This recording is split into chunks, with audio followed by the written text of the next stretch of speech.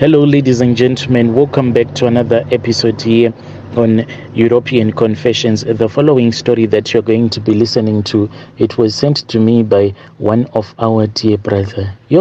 Strange things do happen in this world. The message reads like this. Hello, Brother Nashi, how are you? Can you please post my own story as hidden identity? My brother, my story, it goes on like this.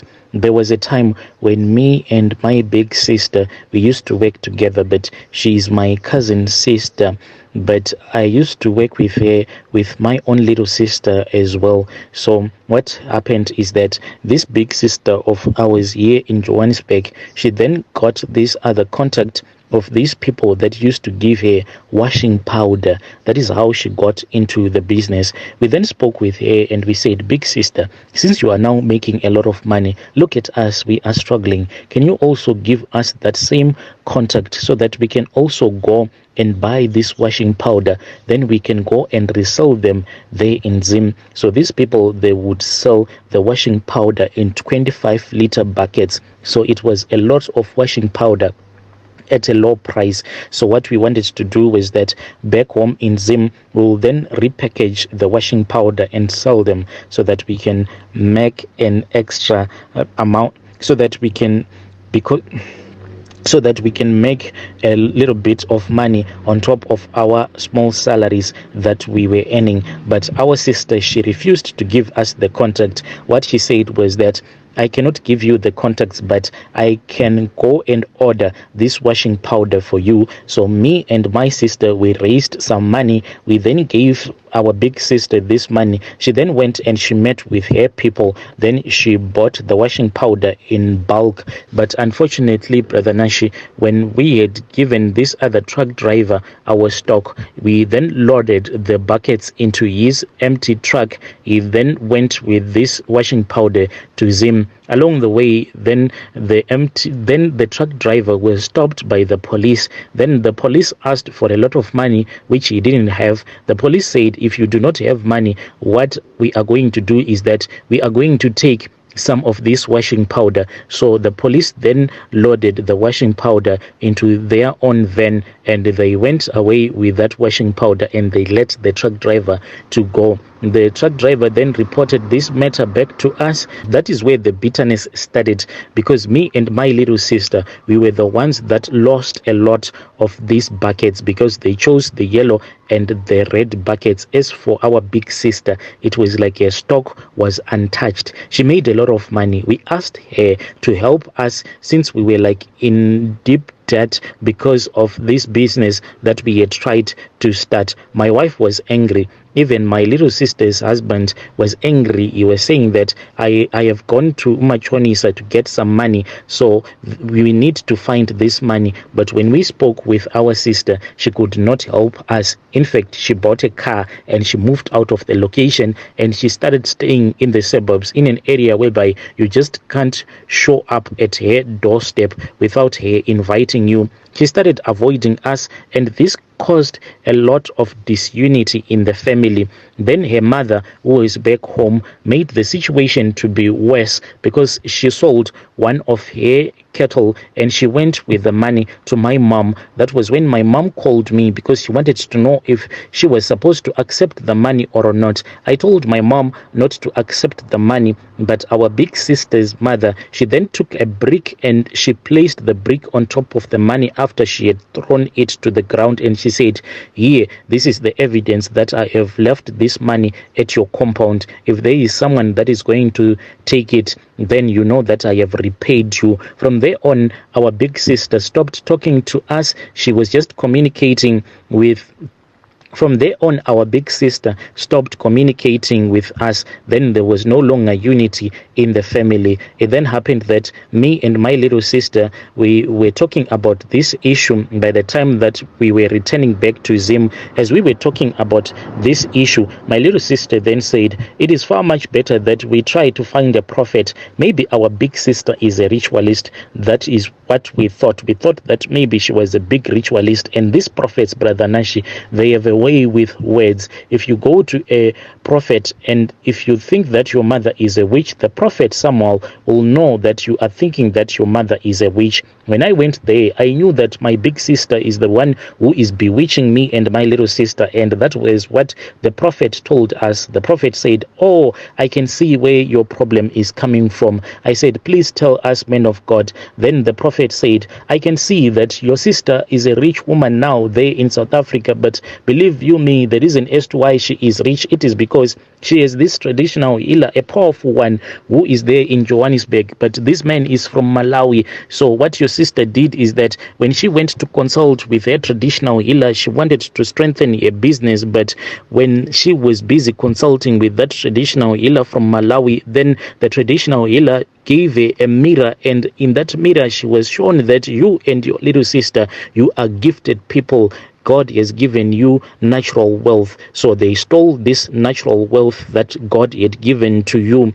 And by the time that you gave her money so that she can go and buy the washing powder, but what she did is that she first went to that traditional healer and she gave that money that you had given her to the traditional healer. She keeps this money in her own handbag, and that is the reason as to why you are very poor. That is the reason as to why your stuff was stolen by the police. That is the reason as to why you will never succeed in life unless if I strengthen you so that you can become more powerful than she is. That was when we agreed that this was the best thing that we could do. We asked this prophet what he wanted in return. He then said, "At least if you can give me 2 cows, 2 goats, and a lot of chickens." Oh yes, this is what this prophet said. We then gave him the 2 cows that he wanted, the goats as well as the chickens. I spoke with my little sister and I said, I am going to be the one who is going to be responsible for the cows, since I had a lot of cattle. So I took 2 amongst my livestock. As for my little sister, she took 2 amongst her goats as well as a lot of chickens. We then went and we gave all of these items to the prophet, because he said that this thing that I want to do, it is a very dangerous thing and I need someone to assist me, so I have to pay that person. After we had given the prophet the cows, after we had given this prophet the cows, the goats, and the chickens, the prophet then started to help us. The prophet then gave us a doll. The prophet said, whatever you want to happen to your sister, just tell this doll. So after we had been given this Barbie doll, we then returned back to South Africa. I spoke with my little sister and I said, oh dear sister, you are a woman and I am a man. Right now, if I take this Barbie doll and I go with it to my house, and then your sister-in-law, my wife, is going to find out that I have this weird looking Barbie doll in our bedroom. So we need to make a plan. So my sister said that, okay, it is fine. Right now, my little sister, she keeps this weird looking Barbie doll at the back of the fridge, at the place where her husband will never notice that this is where she is keeping this Barbie doll. So what we do, Brother Nashi, is that me and my little sister, it's either when we want to perform this ritual, I lie to my wife that today I am sick, I am not going to work, as well as my little sister. She will not go to work on that day. She will lie to her husband that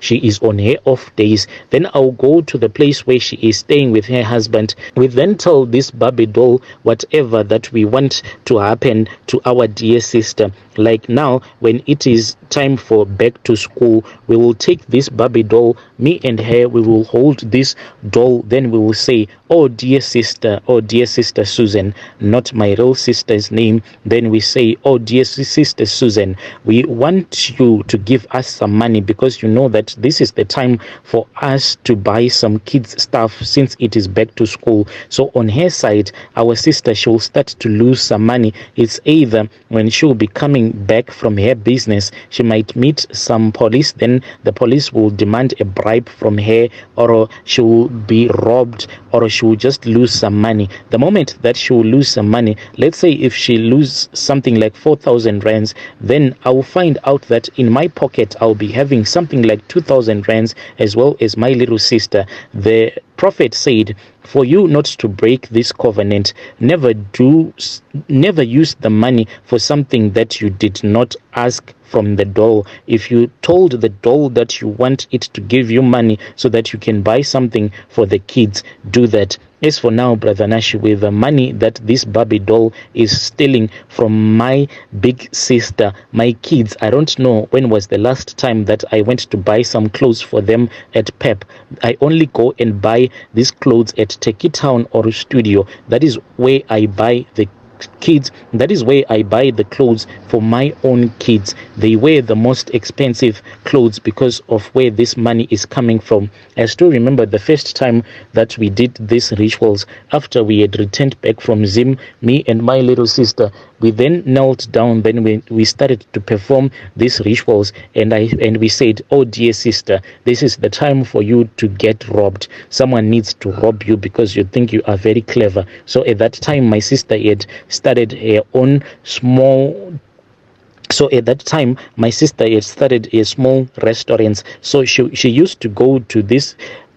At that time, my sister had started a small restaurant, so she would go to butcheries like your meat and chicken as well as Wadlu. Then she would go and buy the chicken there in bulk. So there was a time when she drove to one of the meat and chicken, those butcheries, when she was busy reversing a car so that she can park nicely. Then when she was parking, then what happened was that there was this other man who came and started to speak with her in Shona, and then there was another guy who seemed to be a random guy who was just walking. Then that man said, oh dear sister, you have damaged your car. Then she got out and she said, what happened? Then that man said, can't you see that on the left side you have been going around with your tire that does not have any pressure on it? You have a punctured tire. So she got out of her car and she forgot her handbag as well as her cell phones. That guy who was on the other side then crossed the street and came back and stole the handbag as well as the phones. So in that handbag she had about 10,000 rands that she wanted to use to buy bulk meat and other stuff for a restaurant. When we heard this story, me and my little sister, we then knew that indeed, this Barbie doll, it can perform magic for us. So this is what we do, Brother Nashi. These are the rituals that me and my little sister perform whenever we want to hurt our big sister, because she just got rich overnight and she refused to give us the contacts at the place where she was getting this washing powder in bulk. Hey, dear listeners, right there was a message that was sent to me by our dear brother. He sent a voice note and he said, oh dear Brother Nashi, I have made a mistake. I have mentioned the name of my sister. Please can you change it? That is why I said Susan, and Susan is not a real name.